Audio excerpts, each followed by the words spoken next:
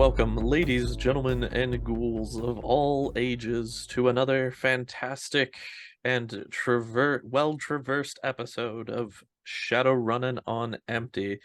I say that because we will be bringing you another edition of the Living Lore this evening, as Easy and myself continue to give you the layout, the lay of the land of the greater Seattle Metroplex area. And where, pray tell, will we be visiting this evening, Easy? Well, I thought today we would take a trip down to the very southern end of the Metroplex to a little old place called Puyallup. Going old Puyallup way. Yes, old Puyallup way, where the ashes and the lava fields. Wouldn't go down that road. No, you definitely don't want to go down there.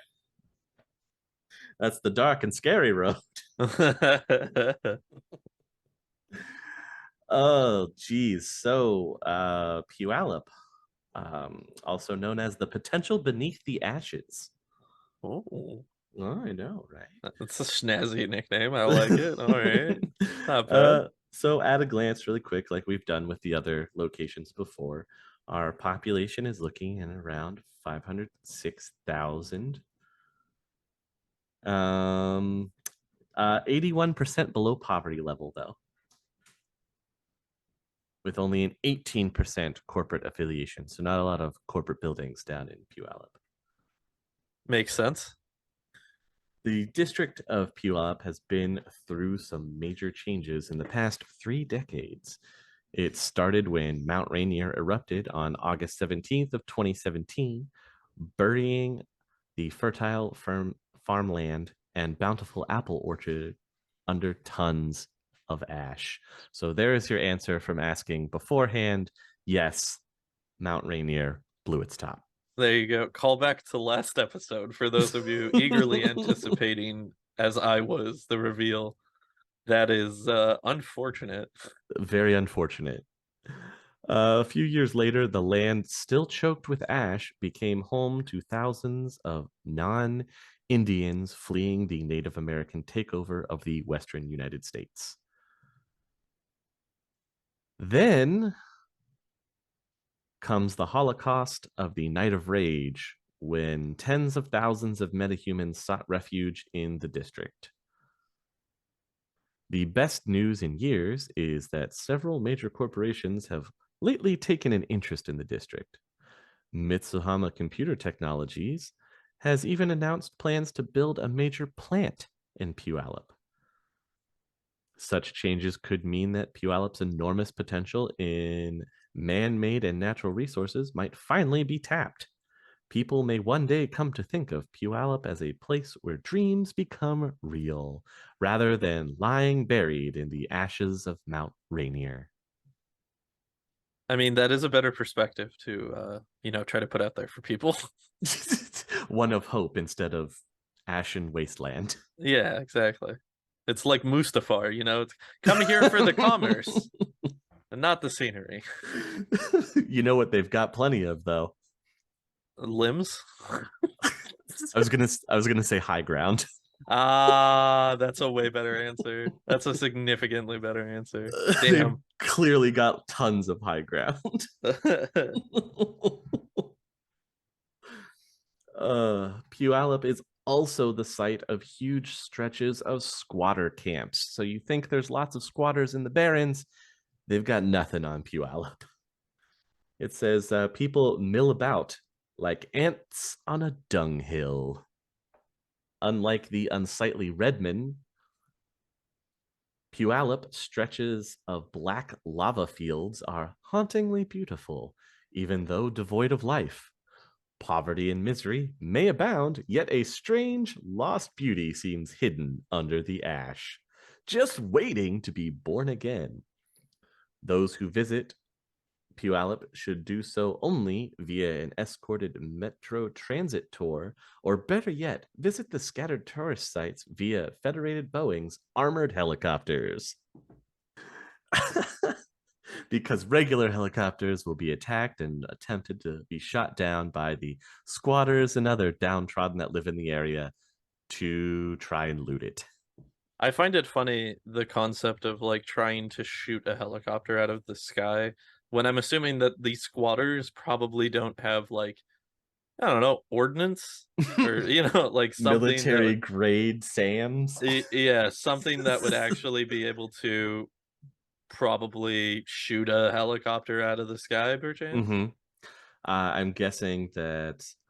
Well, I would bet and say that most of the armored helicopter tours that you take over Puyallup, every once in a while, you probably get a few pings Yeah, of somebody on the ground trying to shoot at the helicopter and the bullets just bouncing off the armored take hull. taking those pot shots with the 9 millimeter from ground level. You just got to let the tourists know that you're there. Yeah, right. Yeah, it's part of the experience, right? It's an immersive experience. Yes, Yeah, immersive and terrible ashen wasteland. yeah, exactly. uh, the mafia and yakuza influence in the local government makes Puyallup an ideal place to stockpile their weapons, drugs, and ill-begotten loot. The many abandoned buildings and boarded up warehouses are packed with their illegal materials. Each such building is a well protected fortress, though it may not be evident from the street. The latest security systems have been installed, and guards will not hesitate to kill anyone poking around. With the syndicate's complete control over the district, it gives them free rein to use the area as a training camp for their recruits. In these, quote, crime academies, promising recruits form every corner or from every corner of the Metroplex learn the ways of the syndicate, then receive specialized training according to their abilities. The locations of the various academies are ever changing, with the average recruit receiving indoctrination in one location, physical training in another, and lessons in firearms in yet another.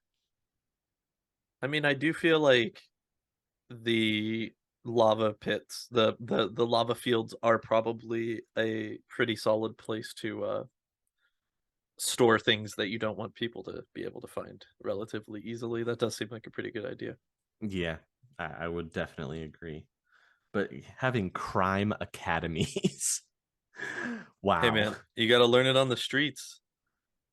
Yeah, you learn lots on the streets. Yep. That is what we call street smarts. Yes. From a police officer's standpoint, Puyallup is a slightly safer beat than Redmond. With fewer people living there, a cop isn't constantly worried about an ambush. You can even find places to sit down and collect your wits without having to be constantly worried about an ambush. The vastness of Puyallup, on the other hand, does tend to stretch the available police force dangerously thin.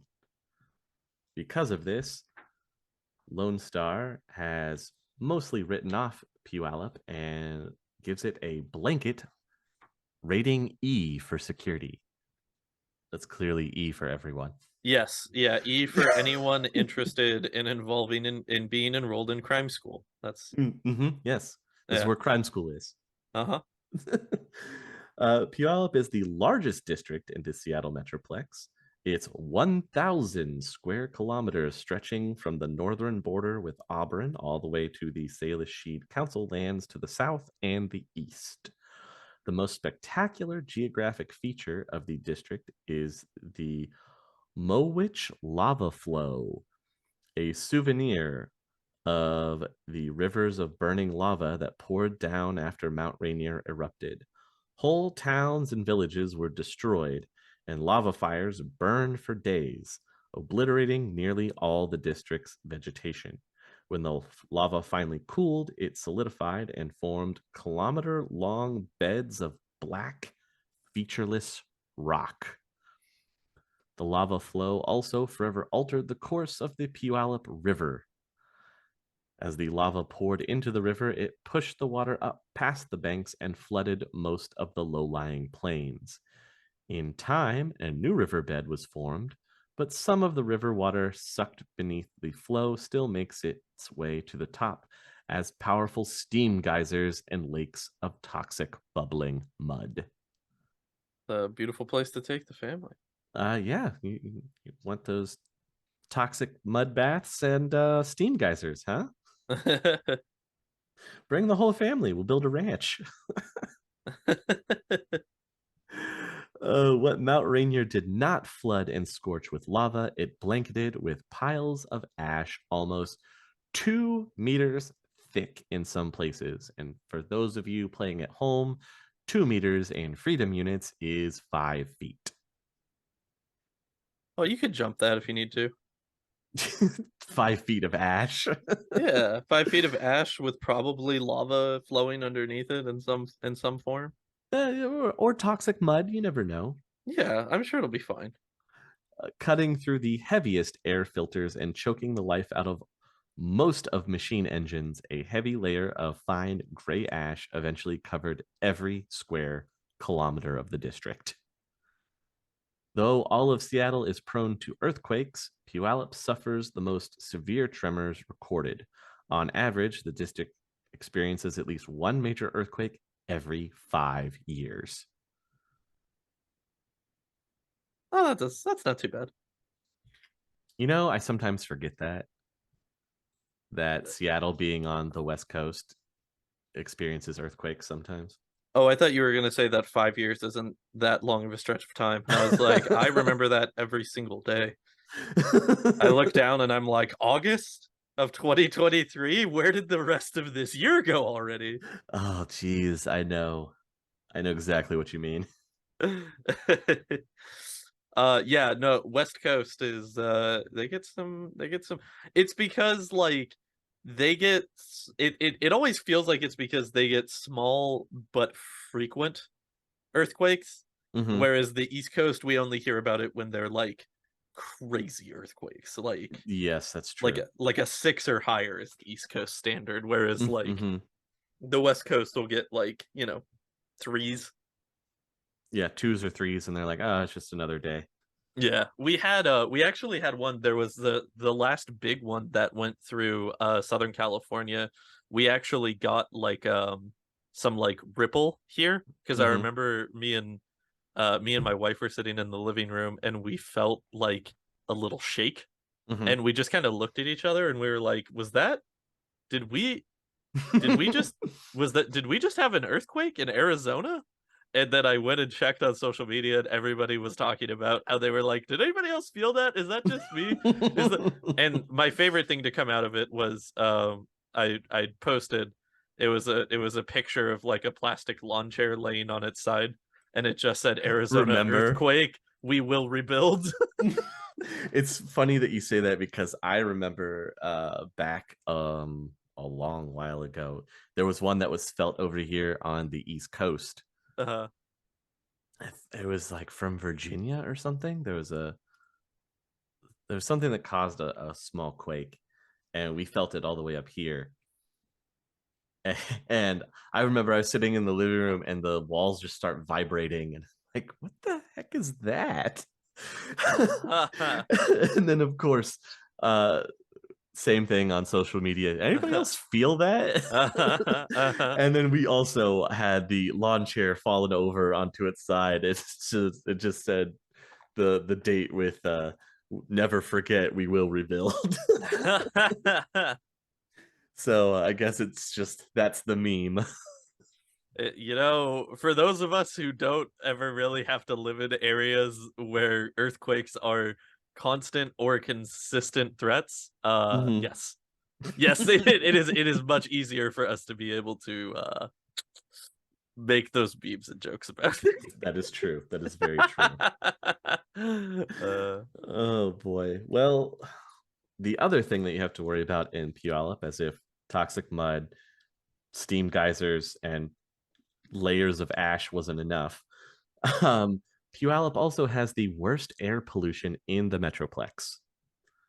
Hundreds of unregulated factories constantly churn toxins into the air, and the mountains to the south trap the filthy air directly over the district. What wind does blow through only serves to stir up the tons of ash, often screening out much of the sun and making midday look like the middle of night. So, how many vampires live in Puyallup?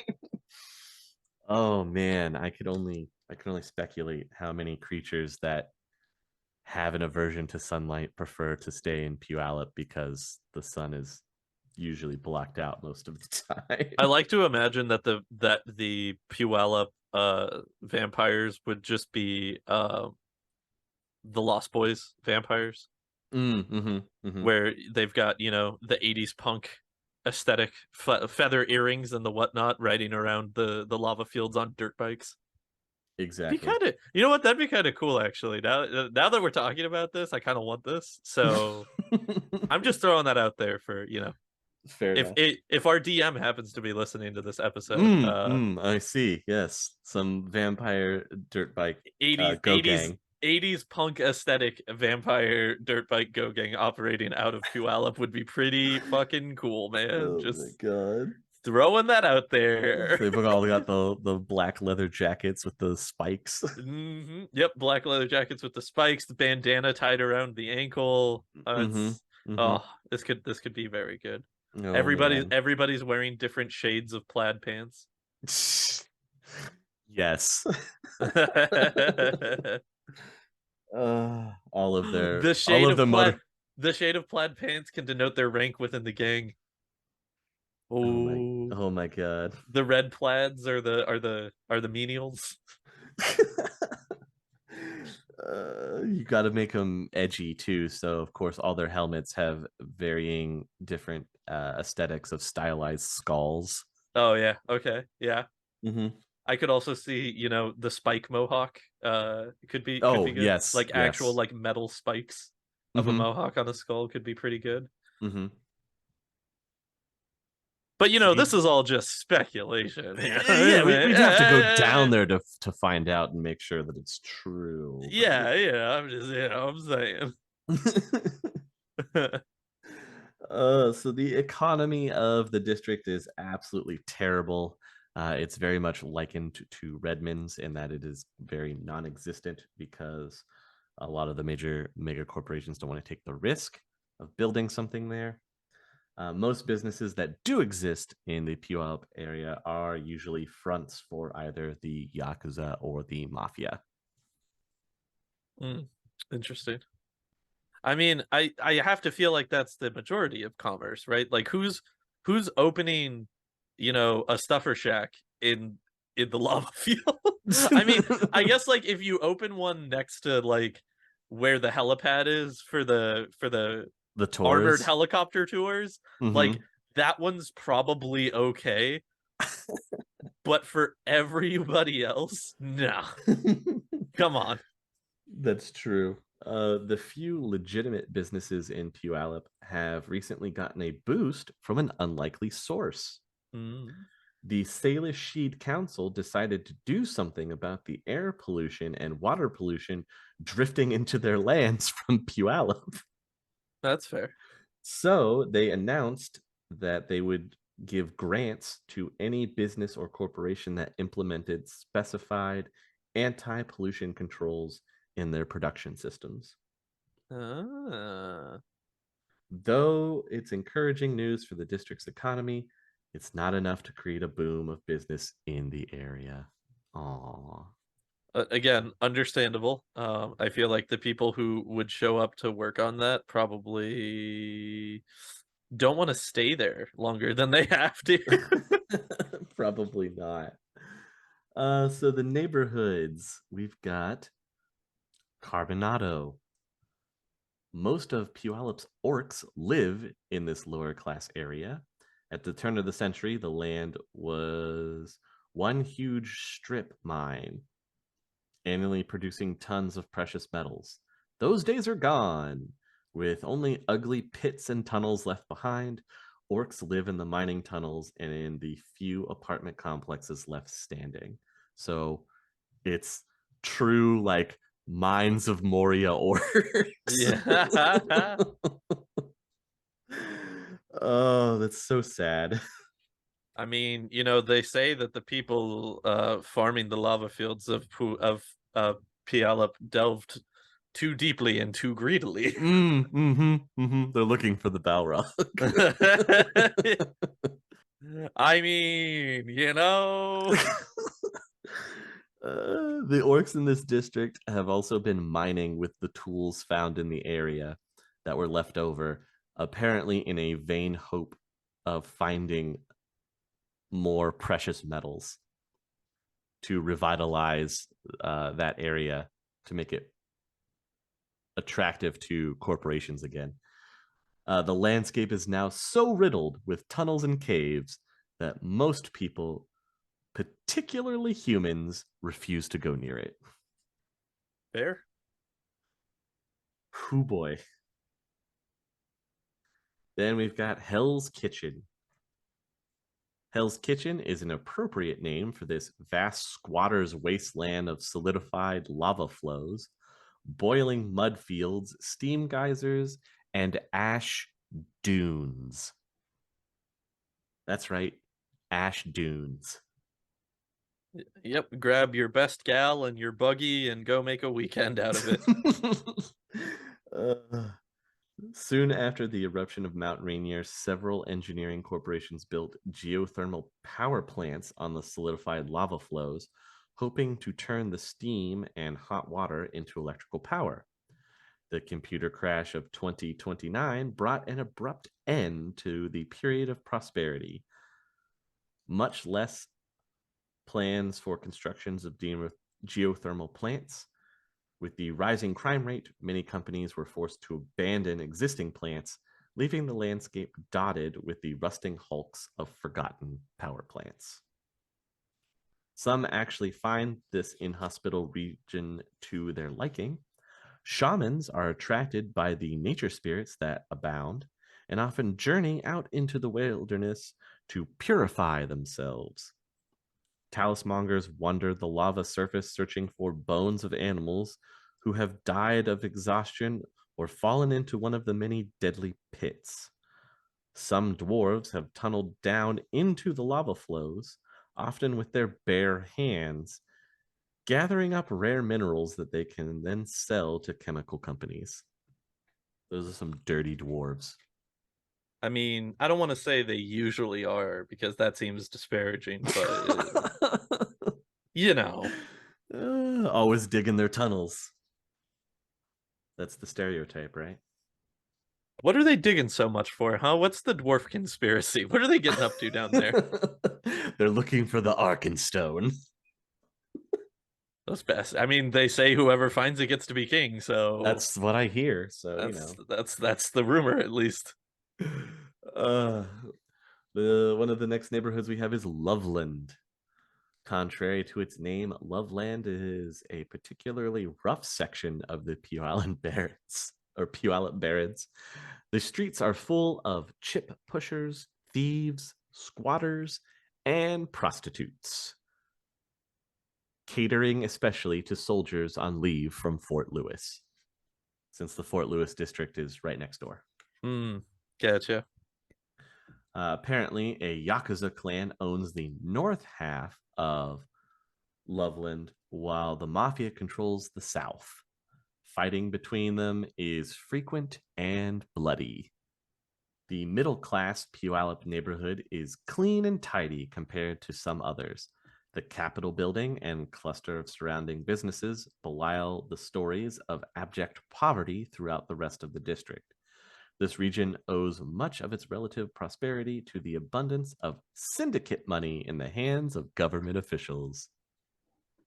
Doesn't it always? Who says corruption can't buy pretty buildings? Oh, come on, easy. It was right there. It was right. That's right there. Who No, said crime doesn't pay? I I dropped it, you Hey, guys. I dropped it. We did it. We did it, you guys. We made the joke. There's the neighborhood of Trisolar. Trisolar is said to be Elvish for remembrance. This collection of abandoned apartment buildings and squatter shacks is home to most of the district's elves who fled to Puyallup after the Night of Rage, vowing that they would never trust humans again. True to their pledge, They keep their contact with humans and the district government to an absolute minimum. The elves never intended to stay here for long, as metahumans were negotiating for immigration into council lands back then. When the council's surprise decision went against metahumans, Trisolar became a permanent home for all elves. The Salish Sheet Council's decision also put them high on the elves' hate list. Nice to know Yeah. that there's an entire section of neighborhood in Puyallup that is just an elven hate group now. Is that where all the dwarves live? No, because it's elf only centric, so only elves. I gotcha. And I guess elf posers, maybe. Remember those? Yeah, yeah, yeah. Mhm. There's not too many places of interest in Puyallup for obvious reasons. So we'll go over some of the major ones. One of the hotels that you could possibly stay at in this lovely district is called the Loveland Bump and Sleep. It's considered a middle class hotel. The hotel is large, mafia owned, and also a brothel. Because the hotel's interior is so much smaller than the exterior suggests, it is possible that false walls hide secret passages between rooms. The one attempt to smuggle in equipment to detect such passages was a miserable failure. The people that attempted it uh, were not heard from again. Oh, I bet. Restaurants and bars, you'd think that there'd be some great attractions here for the district. We've got the Bishop's Corpse. Ooh. It's a mid sized restaurant and bar. This small, well kept restaurant is very popular. Earl Snaz is admired for the soup kitchen he runs to benefit the area's squatters. That is the owner of the Bishop's Corpse. You have the Armadillo. The Armadillo is a hotspot for the area's young deckers. A former decker, the owner secretly teaches many of the best and brightest in the basement of the Armadillo. Hey, chummers, if you're listening to this or watching it on YouTube, be sure to subscribe to the channel and give us a thumbs up. If you're listening on Spotify or another podcast streaming service, please rate the episode and share it so we can get it out to the other like minded Shadowrun individuals. You can also subscribe to our Patreon over at patreon.com/critical_hits. $5 a month gets you behind the scenes looks. Also, will put you in touch to be able to hear those Worm Talk episodes. And finally, you guys, down in the description, you will find an affiliate link for Drive-Thru RPG. It's got everything that you could possibly need over there. New RPGs, new modules, supplements, adventures. Whenever you're going to check out of Drive-Thru RPG, just drop that in to the affiliate link, and that would help us out in the long run. And with that, I thank you guys very much, and now let's get back to the show. For tourist attractions in Puyallup, we have Hell's Kitchen Tours. This Auburn-based company conducts helicopter tours of the infamous Hell's Kitchen area of Puyallup. The rumor is the tour pilots can be bribed into dropping off passengers on the ash fields of Hell's Kitchen. The copters will hopefully later pick them up at a prearranged time and place. So if I you ever need to get to the lava mean, fields, that seems pretty sketchy to me. I don't know, man. I could be misinterpreting this, but I hey, think that that's crime. you just need to tip your pilot well, you know. Yeah. That's an overall theme for Puyallup. If you haven't figured it out, is crime runs this district. Hmm. I mean, nobody else is going to. It's covered in lava. Come on now. A few notable business locations in Puyallup. You have the Kenston Aircraft Interiors. This fortified factory manufactures passenger airplane interiors, mostly for the Federated Boeing aircraft. We also have Pedorowski Farms. With its immense complex of fields and greenhouses, Paderewski Farms is one of the largest in Seattle. It is also one of the most heavily fortified. Over the years, the family has refused to let volcanic dust, fires, or squatters interfere with cultivation of their land. For 4 generations, the Paderewskis have been independent farmers selling most of their produce in the Pike Place Farmers Market in downtown Seattle. How about that? Homegrown farmers not giving up their lands.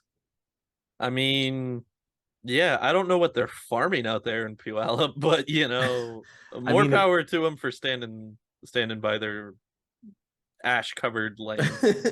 with the volcanic ash, technically they would have pretty fertile and nutrient rich soil to work with.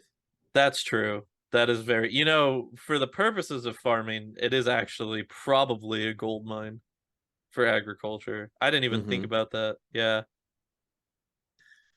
So apparently, the entire farm is surrounded by 3 sets of barbed wire fencing, the outermost one electrified, and 10 armored guard towers.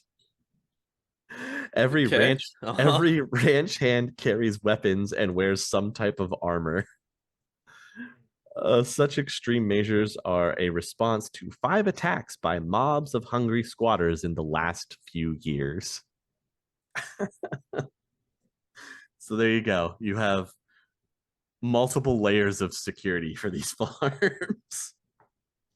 It almost sounds like a impromptu prison instead of a ranch. Yeah, it feels like I mean, are the ranches also like run by the mafia? Because this seems like there's more going on here than agriculture. I mean, with as much crime that is rampant in the area, Uh-huh. I would not be surprised that they may have some mafia ties. Yeah. Right.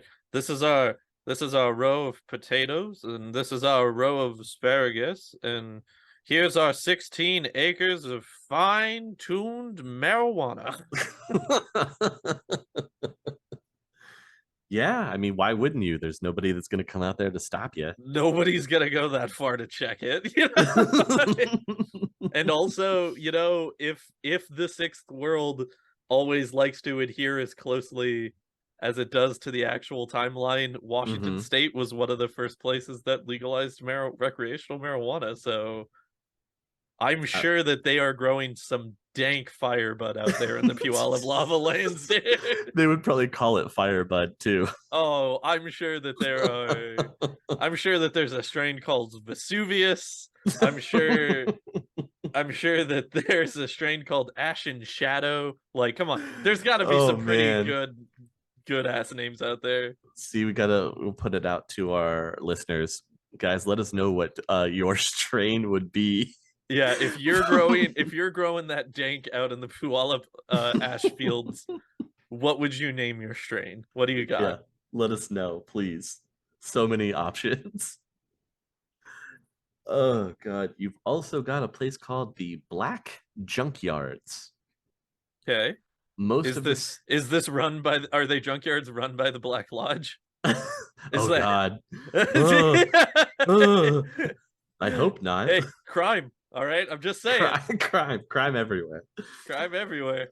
Most of the city's automobiles and bikes eventually end up behind the barbed wire barriers of this huge junkyard. Even before the formation of the Metroplex, wrecked and abandoned cars came here to be stripped of parts, then crushed in one of the yard's 6 huge metal compactors. The scrap metal is transported by helicopter to one of Seattle's factories, where it is melted down and purified for reuse. Though the yard's owner and his henchmen try their best to keep scavengers out, many thieves find secret entrances.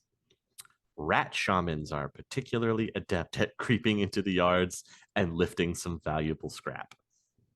That checks out. Yeah, that makes sense. Mm-hmm. Mm-hmm. Mm-hmm. Oh man. However, not only rat shamans are trying to dip into this area, there are also quite a few deckers that dare to sneak in because there's a gold mine of cyber parts that could be hidden in the scrapyard. There are some big vehicles, 18 wheelers and cargo panzers, that are never crushed up like the others. Hmm. Hmm. Supposedly, inside these are decks and all sorts of other goodies, a lot of them military grade. So, like we said, crime.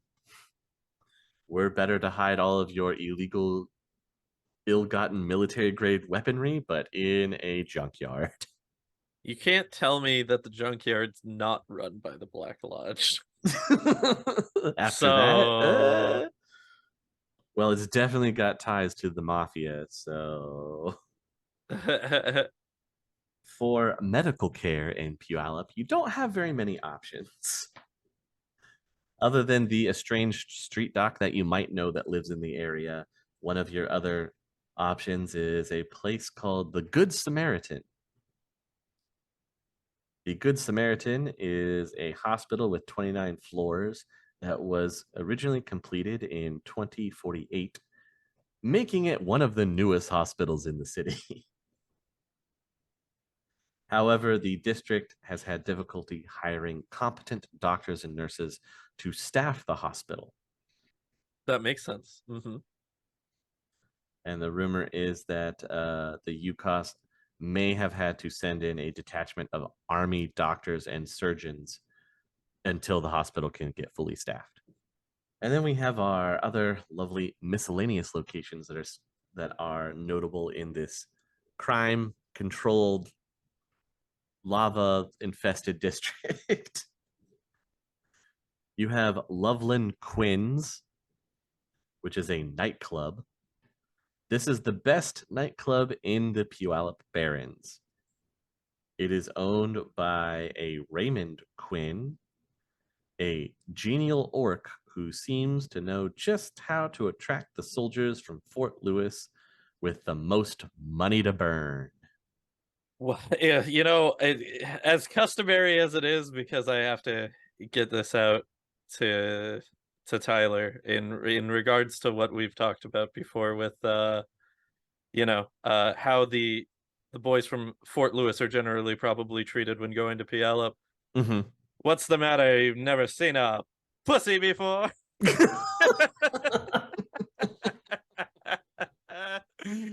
Oh man. Wow. The old, Yeah, the old Hey, adage, listen, right? if it's not the crime that's paying.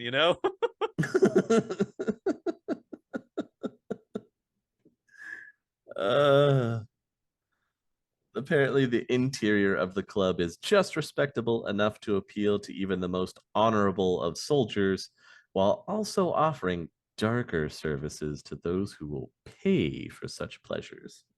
Huh? It's got a room in the back, nudge, nudge, wink, wink. Uh-huh. There's only one question that gets asked when you go in that room. It's the no touching rule. uh Another nightclub in the area is the Spirit Focus. It's a small nightclub close to Fort Lewis and the Salish Seed Council lands. Apparently, it is one of the best jazz clubs in the Metroplex. The, Interesting. the place is also a favorite for the district's shamans, and rich jazz enthusiasts from all over Seattle travel to the club in their private helicopters or limousines. The club, Bulletproof in both cases, I'm assuming. yes, bulletproof in both aspects. Uh-huh. The club is controlled and protected by the Yakuza, which is weird when you think about it. Wouldn't you think the mob would be more of the jazz scene? No, actually, jazz is super big in Japan. Really? Yeah, well, I mean, not to try to paint too fine of a note on the top here, but you've got Cowboy Bebop, which is That's true. That basically is like true. the purveyor of acid jazz. And Mm-hmm. then Mm-hmm. there's also I don't know if you're familiar with the genre of city pop. but city pop is like mid 80s or late 70s to early 80s Japanese pop music that's usually a combination of like synth and jazz as the backing instrumentality. And city pop has gotten super big over the last couple of years. Like it Hmm. has been blowing up. So, yeah, the Japanese are super into jazz. I mean, if you've got a recommendation for me to listen to for City Pop, I am all ears. Oh, I will send that to you after Okay. podcast for Uh, sure. I will definitely give that a listen because I love all of the music that they portray in Cowboy Bebop. Hmm. Well, so Cowboy Bebop is more of like a acid jazz, Hmm. which is different from city pop. City pop's gonna be more of like again like upbeat pop music with female vocalists type of thing, Still interested. but I good, I am still good.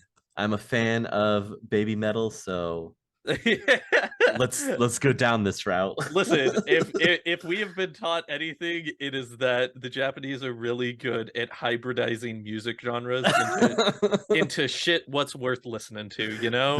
That is very true. I will Between agree with my that. kawaii metal, my city pop, and my acid jazz, I'm eating good when it Hmm. comes to feeding these ears. But yes, I can give you some recommendations on both fronts there. I will take Uh, some recommendations. I mean, for acid jazz, literally just listen to the Persona 5 soundtrack if you've never heard it, because Oh no, I have. It uh, is also very good. it's like one of my favorite video game soundtracks of all time, and that is just so good. So, yeah, it's a Okay, good time. okay.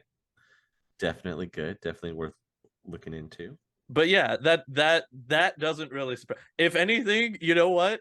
Easy, I think it's more offensive that you just stereotyped that the Italians just want to listen to jazz all the time, all right? So Wow. maybe Wow. you should check yourself. Okay.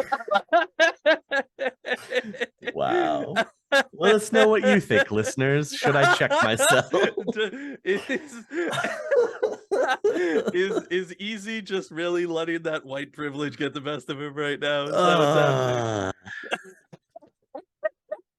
uh, oh uh, boy. All right. Our third nightclub in the Puyallup area is called Underworld 93. oh, please tell me that it's just like the nightclub from the first Matrix movie. So, for Underworld 93, when it comes to live entertainment, this is where the action is. Deceptively located on the outskirts of the Puyallup Barrens, this converted warehouse is now a first rate concert hall that plays host to the hottest acts in town. Outside, two marquee signs set the entrance aglow, while Newt, the troll bouncer, carefully decides who may and may not enter. The interior is dominated by two giant vid screens set behind a wide stage. During a concert, the frenzied energy from the stage and the dance floor has been known to rise up and literally shake the rafters.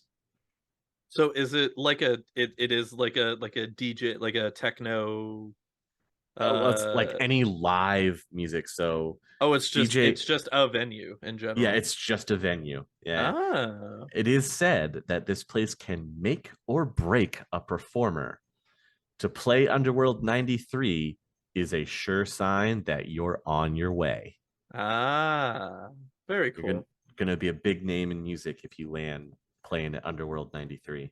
Is there any information about why it's called Underworld 93? Like, does the year I 1993 have some type of significance to Puyallup so or? I don't know about the 93 part, but for the Underworld, because you're right there on the borderline to the Puyallup Barrens, so you've got the backdrop of the ash wastes and the geysers and the black lava fields. It makes it Mm, very underworld look like. yeah, yeah. So that part I get. The 93, I'm not sure. Hmm, interesting. I don't have the reason for the 93, but I covered the underworld part. That's fair. No, that is fair. And finally, for our last stop in Puyallup, we have, remember, because this area is run and operated mostly by crime, we have the Crime Mall. Okay. The one-stop shop for all of your crime needs. It's a 3-story shopping mall, or what's left of one.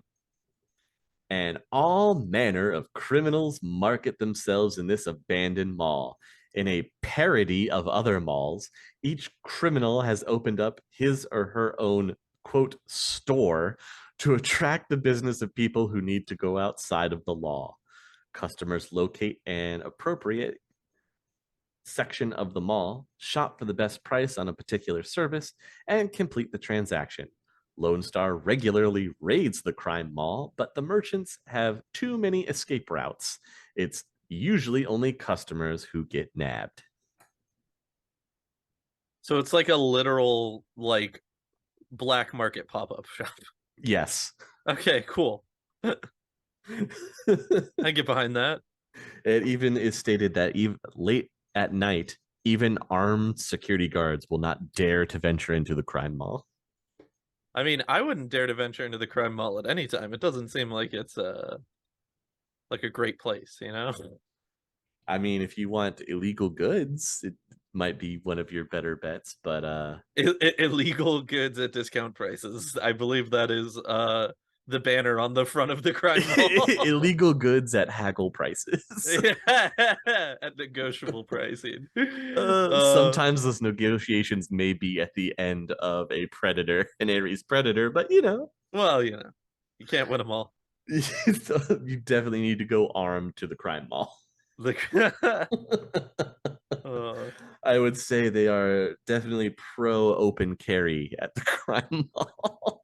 I think it's like I don't think it's pro. I think it's mandatory. Like Mm-hmm. imagine going to the crime mall and they're like, "Wait a minute, you don't seem like you have a gun on you." Well, I can't let you go in there without a gun. That's just Perhaps you'd like to buy a gun. no. I'd like to imagine that they have some type of like loan out service. They're like, "All right, leave your fake SIM at the checkout It's counter and it's just a vending machine outside. yeah, it's like a check-in, check-out vending machine. It's like Hmm. it's a red box. It's just a red box Oh my for god, guns. red box for It's guns. got a little like tag on the bottom of the grip, so that way you can scan it back in when you got to go deposit it, so you get your deposit back. Oh, Thank you for shopping at Crime Mall. man, I can't wait until I can afford to up my Crime Mall subscription to where they'll just start mailing me the Ares Predators and I can mail them back when I'm done with them instead. That's going to be such an easier way to do my it. my subscription to Crime Mall. What do you mean they had two shotguns, but both of them are already checked out? All right, I guess I'll go on the waiting list. Oh my god. So finally, before we completely wrap up for Puyallup, who runs this beautiful district? Uh, the crime, I believe, is the answer Well, to that question. yes, the clear answer is the crime. Any of it. Any It and is all of it. yeah, it is just the crime. Like all crime runs Puyallup. All crime indeed runs Puyallup, but there is a political figurehead that is supposed to be in charge of the district. And the mayor of the Puyallup district is one Roy Olmsted. Uh-huh. He's 70 some years old, and he's been running quotations running Puyallup for the past 20 years, making him the grand old man of Seattle politics. It's said that he is a vigorous fighter for his district, wheeling and dealing for every new yen he can get. He is a constant struggle to persuade the outside world that the Puyallup Barrens is not a lost cause. Mm. Guys, come on. There's some redeeming qualities. I mean, The sunsets are gorgeous when you can see them through the clouds of ash soot constantly covering the skyline. And the agriculture, forget about it. It is true that Roy Olmsted is one of the most respected politicians around, but the same cannot be said for the district government, which is one of the most corrupt in the Metroplex. Mm-hmm. Political assassinations are also a sad fact of life in Puyallup. The mafia and the Yakuza do not hesitate to assassinate any politician who dares to stand in their way. It's hard to understand how Mayor Olmsted has managed to stay alive for so long. I mean, I think we know how. He's definitely paid off both sides. Yeah, he finds out which side is trying to assassinate him, and then either hires the other side more money to keep him safe, Mm-hmm. or gives the side trying to assassinate him some type of benefit in the I short term to cancel the hit. If he's been around for 20 years running this district, I also have to assume that he's savvy enough to entice both the mafia and the yakuza with, hey, we've got this defunct real estate that's opening up. How'd you like it? It's true, man. There's you no money. know, There's no money better than legitimate money. You know. I when you can give a real estate away to both of these criminal organizations that are looking for discrete areas to hide their goods, Mm-hmm.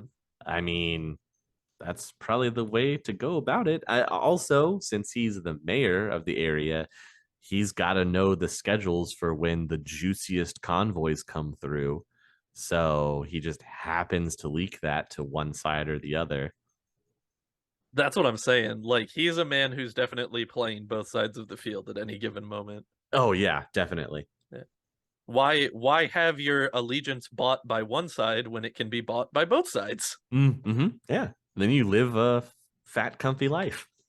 in your lava field estate? In your lava field estate where you boisterously yell at the rest of the Metroplex that your district is coming back. It's due for a turnaround. Come Yeah. on down and stake your claim. Yep, old Puyallup's on the way back, boys. It's gonna bounce back any day now. Any day. There's never been a better time. Invest now. Yep. Heavily invest now as I will then leave for the East Coast. Yeah, right. I also have to think that the only other really interesting thing that you could probably do in Puyallup would be the off-roading scene for all of those people that like to, dune buggy, or like we were saying, the go gang with dirt bikes through the ash dunes. Mhm. That's probably going to be a pretty big draw as well. I mean, I'm surprised that they haven't found a way to like monetize that into like an entertainment aspect. Like they could do like Mad Max battles out in the Puyallup ash Wastelands, dunes, yeah. you know, like Well, remember when we talked about combat biking? yeah, This would be a great venue yeah, for it. yeah. Yeah, you Yeah. could totally set up a combat biking. I mean, outdoor, like, Mm-hmm. Washington's premier outdoor combat biking arena. The Ash Waste edition. Yeah. I mean, like, maybe not the best for fans that are there, but Oh no, definitely have to watch via drone feed. yeah, right. And look at all of our fantastic fans in attendance here this evening. And it cuts and it's just all dudes wearing those like silver hazmat, like fire retardant hazmat suits. I was gonna say it'd be like from that Family Guy episode, but it's really up for the fan to decide. Yeah. The one person sitting in the Drive stands, yay! faster. I'm shiny and chrome. Hey, what better way to be shiny and chrome than in a silver reflective flameproof suit is all I'm Mm, saying. All hmm. right. Yes. I'm going out to get my toxic mud bath after this. So Puyallup, that is Puyallup at a glance. One of the biggest districts, so it's spread out, so it's not necessarily as crime ridden as Redmond, but it is very crime ridden. I mean, it's crime run, owned, and operated at this point. It's not crime ridden. It's crime That's owned true. and operated. I mean, at least in the Barrens, it's still kind of like the Wild West. Nobody has a straight hold on everything. Yeah, so the Barrens is chaotic crime. Puyallup is organized crime. That's the difference. Yeah, I would definitely agree to that. That Pu- sounds like a Pu- great way. Puyallup is crime with a pension. It's crime that's paying. Crime does pay. That should Dividends, that apparently. that should just be the slogan of Puyallup at this point. Crime does pay. Uh, yeah, that makes sense. So, vacationing into Puyallup anytime? Hmm? No, that sounds awful. But they've got geysers. Uh, Yeah. I have neither any ties to organized crime, nor a desire to die from the black lung. So I've I got am probably not gonna go there. I've got the black lung. Yeah, exactly. Oh, yeah, that makes the orcs mining that area that much worse. Hmm. Mm-hmm. I mean, I would have to imagine that there's something where like orc and dwarf constitution probably makes it to where they're like not as badly affected Mm-hmm. by that type of work, but like still, no, like Breathing all of that in, it's yeah. not going to be good for you at any point. No, definitely not. It's crazy to think though that Puyallup is the one place where you have the stereotypical type of orc living in the underground, Yeah, right. as opposed to the orc underground that is downtown, where they're just living in the remnants of old Seattle. Yeah. Yeah, living in caves underground doesn't sound great. Yeah, especially not when that underground is underneath actively flowing lava fields. Well, they're cooled by this time. There's Hmm. just some areas that still have a little bit of flow. I mean, are they ever really cooled enough that you want to live there? No, absolutely not. Yeah, so yeah. Especially if a big windstorm happens to come in and kicks up all of that ash everywhere. And how? Just horrible. It's a horrible nightmare scape. That's why it's the underworld. Hmm. Mm-hmm. Oh my god. Well, I think that will cover us for the Puyallup district. Not a whole lot to dive into because there's not a whole lot there. And even into the 2080s, uh, corporations are still begrudgingly just starting to come back into the area. Hmm. So, no, Puyallup has not had a big turnaround as of yet, but we'll But see. according to the mayor, it's on the up and up, It is always on the up and up, according to the mayor. getting better every year. Every 5 years. Is that the term? Okay. Yep. Every five Sure, years. sure. Yes, the recurring earthquake lets us know. Yeah, oh, that's. At the sound of the earthquake, it will have been 5 years. I've heard about political instability before, but this is getting out of hand. Oh. Duh, boo. I will. One last parting thought here is Puyallup might be a decent place to actually put up a hidden kind of headquarters base for Shadowrunners Hmm. because you have no foot traffic. If anybody comes out there other than you, they're out there for a reason. And if you've got the know how or happen to have the backing or the juice, maybe you could get one of those geothermal plants up and running again to have your own personal power plant. That's very true. Yeah, that would be it would be a solid place to build a base out of. I mean, Hmm. and also if you have the agricultural know-how, as we talked about, we get Yeah, you got all that ash available already, so you could just start your own Kush farm. well, there's that too, but I mean, like, to actually like eat and live off of it. Like, if you wanted to like grow vegetables, listen, Yes, you could. if you want to run that side hustle out of the Puyallup lava fields, you make that money, baby. That's all I can There you say. go. There you go. You make Make that new yen. make that new yen. But yes, also building your own sustainable garden. The only thing you have to Hmm. worry about is fresh water. That's really the only thing you have to try to figure out. I mean, Star Wars taught us that being a moisture farmer is a viable profession. So if you can, and also realistically, if you have your side hustle, you're gonna be invested in hydroponics anyway. This is also true. So you might as well be double dipping into those planters. Might as well. Hmm. You just need a mage friend that happens to be really good at conjuring water elementals. There you go. That works too. Yeah, see? There's all kinds of ways.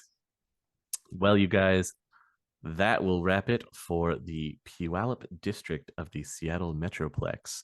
I hope you have enjoyed learning more about this crime organized paying ashen wasteland Hmm.